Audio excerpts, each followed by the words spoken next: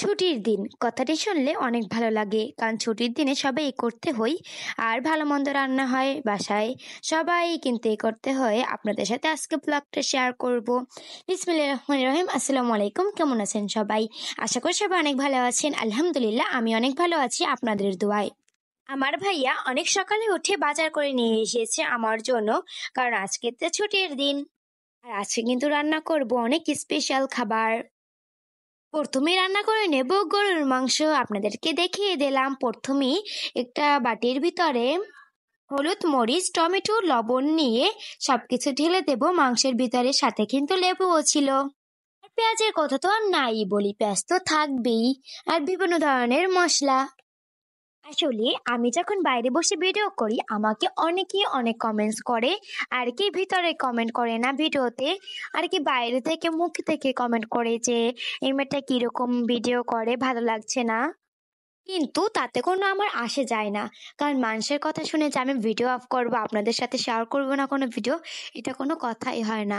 আসলে video share করা আমার একটি শখ, যে আপনাদের সাথে আমি ভিডিও শেয়ার করব, তার জন্য আমি শেয়ার করি। অন্য কারোর কথায় তো আমি আর নাচি না, অন্য কারোর কথায় তো আমি চলি না, তার জন্য আমি কারো কথায় কানও দিই না। আসলে বাইরের মানুষের কথা কি বলবো, আমার বান্ধবীরাই আমাকে অনেক কমেন্টস করে যে তুমি এভাবে করো কেন, এভাবে করো কেন। আমি আসলে ওদের কথা কোনোই কান দিই না, আমি নিজের মতো নিজে এগিয়ে চলি।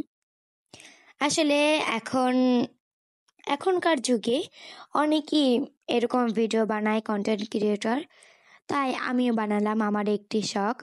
আর আপনাদের সাথে বেশি কথা না বাড়িয়ে দেখানো যাক আমি কি রান্না করা শুরু করেছি।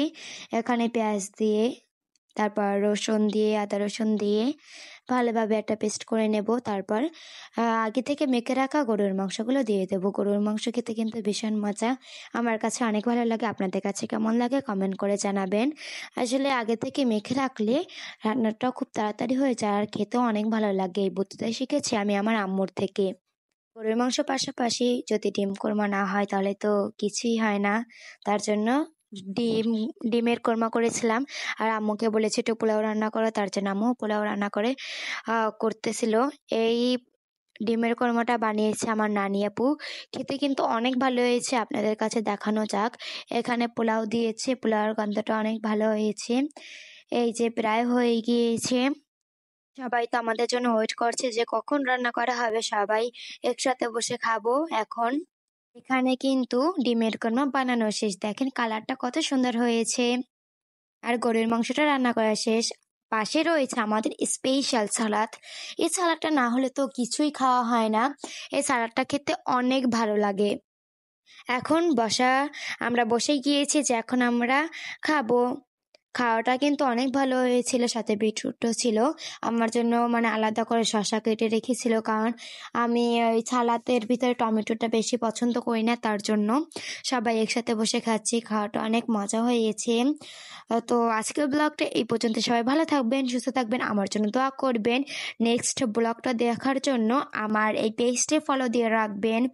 তো এই ব্লগটি কেমন লেগেছে আপনারা কমেন্ট করে জানাবেন। আজকে আসি, আল্লাহ হাফেজ।